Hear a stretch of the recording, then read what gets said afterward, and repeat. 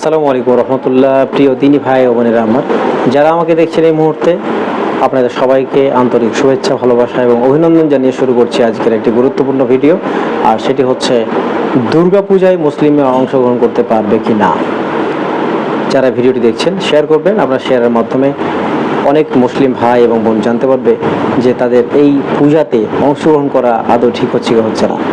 2 নম্বর, যে তাদের পূজাকে কেন্দ্র করে তাদের প্রসাদ খাওয়া যাবে কি না এবং তাদের কোনো শুভেচ্ছা বিনিময় করা যাবে কি যাবে না।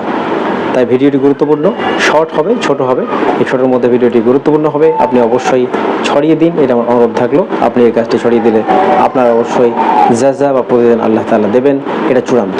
তো চলুন আর দেরি না করে শুরু করছি। প্রথমত হচ্ছে, হিন্দু ভাইদের কোনো ধর্মীয় অনুষ্ঠানে কোনো মুসলিম ভাই অংশগ্রহণ করতে পারবে না, এটা চূড়ান্ত, এটা স্থিরকৃত এবং অংশগ্রহণ করাটা হারাম। তাই কোনো হিন্দু ভাই এর ধর্মীয় অনুষ্ঠানে কোনো মুসলিম ভাই এবং বোন অংশগ্রহণ করতে পারবে না, তাদের জন্য হারাম এটা। নাম্বার 2, তাদের পুজোর যে প্রসাদ, প্রতিমাকে উৎসর্গকৃত যে প্রসাদ খাবারটা দেয়, সেই খাবারটা মুসলিম ভাইদের জন্য খাওয়াটা হারাম, গ্রহণ করাটাই হারাম। নাম্বার 3, তাদের এই পূজার প্রতিমার শুভেচ্ছা বিনিময় করাটাও হারাম, এটা করা যাবে না। কেন করা যাবে না? নাম্বার 1, দুর্গাপূজা হলো তাওহীদ পরিপন্থী বা তাওহীদ বিরোধী, ইসলামের সরাসরি মূল ভিত্তি। ইসলামের মূল ভিত্তিটা কি? তাওহীদ। আর এই তাওহীদের পরিপন্থী বা বিপরীত হচ্ছে পুজো অর্চনা করা, কোনো দেবীর আরাধনা করা, উপাসনা করা। এটা হচ্ছে ইসলামের মূল যে বেসিক ভিত্তি, সেটার বিপরীত হয়ে যাচ্ছে। তাই আপনি এখানে অংশগ্রহণ করতে পারবেন না।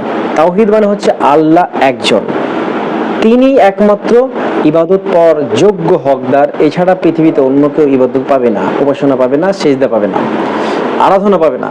সেখানে আপনি আল্লাহকে বাদ দিয়ে অন্যরা অন্যকে ইবাদত করছে, দুর্গাপূজাকে ইবাদত করছে, আরাধনা করছে, পূজা করছে, আর সেখানে গিয়ে অংশগ্রহণ করলে এটা অনেক বড় অন্যায় হয়, আপনার ধর্মের বিপরীত হয়, তা আপনি সেখানে গিয়ে অংশগ্রহণ করতে পারবেন না।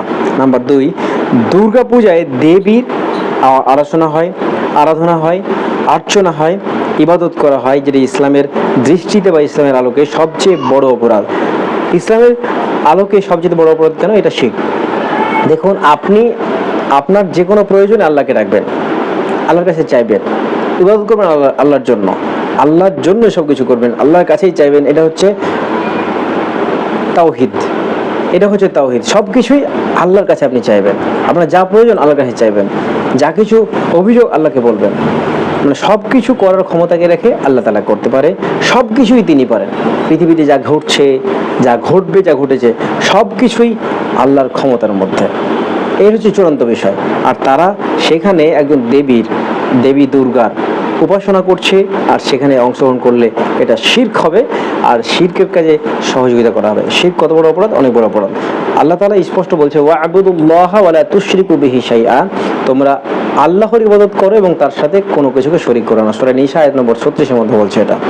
তাহলে ইবাদত পাওয়ার একমাত্র হকদার কি? আল্লাহ তাআলা। এবং তার সাথে বিন্দু পরিমাণ, তিল পরিমাণ কারো মানে সামান্যতম তিল পরিমাণও শরীক করা যাবে না, অংশ দেওয়া যাবে না। আর দেবী দুর্গার উপাসনার মাধ্যমে শিরক হয়, আর সেখানে অংশগ্রহণ করলে আপনি শিরকের কাজে অংশগ্রহণ করে শিরক করছেন। নাম্বার 2, আল্লাহ তাআলা পবিত্র কোরআনের মধ্যে সূরা লুকমান আয়াত নম্বর 13 এর মধ্যে বলছেন, ইন্না শিরকা লাযুলমুন আযীম। লুকমান আলাইহিস সালাম তার ছেলেকে বলছে যে, হে আমার বৎস, তুমি আল্লাহর সাথে শরীক করো না। কেন শরীক করবে না? এটি এমন বড় অপরাধ, এত বড় অপরাধ যে পৃথিবীর কোনো এর চেয়ে সমতুল্য কোনো অপরাধ নেই। এটাকে অনেক বড় জুলুম বলেছে। ইন্না শিরকা লাযুলমুন আযীম, এটি সবচাইতে বড় অত্যাচার বলছেন। তার মানে শিরক হচ্ছে সবচেয়ে বড় জুলুম, সবচেয়ে বড় অত্যাচার। আপনি যদি অংশগ্রহণ করেন, তাহলে সবচেয়ে বড় শিরকের, বড় অপরাধের দিকে আপনি সহযোগিতা করছেন, অংশগ্রহণ করছেন, তাই অন্যায়। 3 নম্বর হচ্ছে যে আল্লাহ রাসূল সাল্লাল্লাহু আলাইহি ওয়াসাল্লাম সহিহ বুখারী হাদিসের মধ্যে হয়েছে 54, মুসলিম 87 নম্বর হাদিসের মধ্যে বলছে, আকবারুল কাবাইরি আল ইশরাকু বিল্লাহ, সবচেয়ে বড় অপরাধ হচ্ছে আল্লাহর সাথে শরীক স্থাপন করা।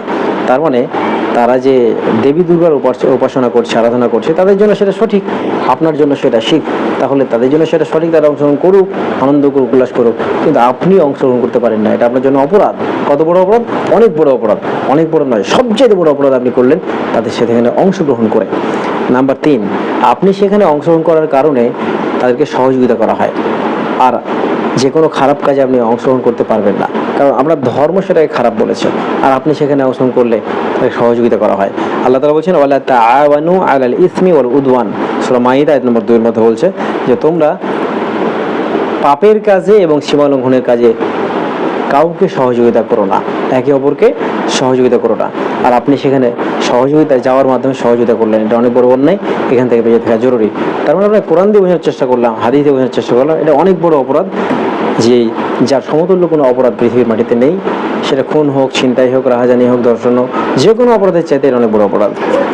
নাম্বার 4 হচ্ছে কি জানেন, আপনি সেখানে অংশগ্রহণ করার ফলে এমন একটি কাজ করলেন যার দ্বারা আপনি তাদেরকে ফলো করলেন, আর তাদের কৃষ্টি কালচার আপনার মধ্যে চলে আসা মানে আপনি তাদের অন্তর্ভুক্ত হয়ে যাওয়া। আল্লাহ রাসূল সাল্লাল্লাহু আলাইহি ওয়াসাল্লাম বলছেন আবু দাউদের 4031 নম্বরের মধ্যে, মান তাশাব্বাহা বিকাওমিন ফাহুয়া মিনহুম, যে ব্যক্তি কোনো কওমের অনুসরণ করে সে ব্যক্তি তাদের অন্তর্ভুক্ত। মাথায় রাখবেন, আপনি তাদের অনুসরণ করে তাদের দুর্গা পুজোতে অংশগ্রহণ করলে আপনি তাদের অন্তর্ভুক্ত হচ্ছেন, এটা রাসূল করিম সাল্লাল্লাহু আলাইহি ওয়াসাল্লাম বলেছেন, আমি বলছি না। আবু দাউদ 4031 নম্বর হাদিস। তাহলে অবশ্যই আপনি বুঝতে পারলেন যে এটা করা যাবে না। আনাস রাদিয়াল্লাহু তাআলা আনহু বলেন কি জানেন, আপনি অতীতে কোনো অমুসলিমদের ধর্মীয় অনুষ্ঠান অনুসরণ করতে পারবেন না, এটা চূড়ান্ত। আনাস রাদিয়াল্লাহু তাআলা আনহু একটি হাদিসের মধ্যে বলছেন, আবু দাউদ 1134 নম্বর হাদিসের মধ্যে বলছেন যে নবী সাল্লাল্লাহু আলাইহি ওয়াসাল্লাম মদিনাতে প্রবেশ করলেন এবং মদিনাবাসী কি হলো, 2টা অনুষ্ঠান আগে থেকে করছিল। নবী সাল্লাল্লাহু আলাইহি ওয়াসাল্লাম জিজ্ঞেস করলেন যে কেন তোমরা এটা করছো? তারা বললো যে আমরা আইয়ামে জাহিলিয়াতের যুগে এই অনুষ্ঠান 2 দিন ব্যাপী করতাম। আইয়ামে জাহিলিয়াতের যুগের অনুষ্ঠান, এটি ধর্মীয় অনুষ্ঠান। রাসূল করিম সাল্লাল্লাহু আলাইহি ওয়াসাল্লাম বললেন যে তোমাদের জন্য আল্লাহ তাআলা 2টি উৎসব রেখেছেন, একটা ঈদুল ফিতর এবং ঈদুল আজহা। ওই অনুষ্ঠান বাদ দিয়ে 2টি উৎসবের কথা বলা হচ্ছে, অনুষ্ঠান করা যাবে না। তার মানে আপনি যদি মনে করেন যে এটা ভালো নয়, রাসূল করিম সাল্লাল্লাহু আলাইহি ওয়াসাল্লাম বলছেন যে না, তাদের কোনো ধর্মীয় অনুষ্ঠানে অংশগ্রহণ করতে পারবেন না, অংশগ্রহণ করা হারাম আপনার জন্য, কোনোভাবেই করা যাবে না।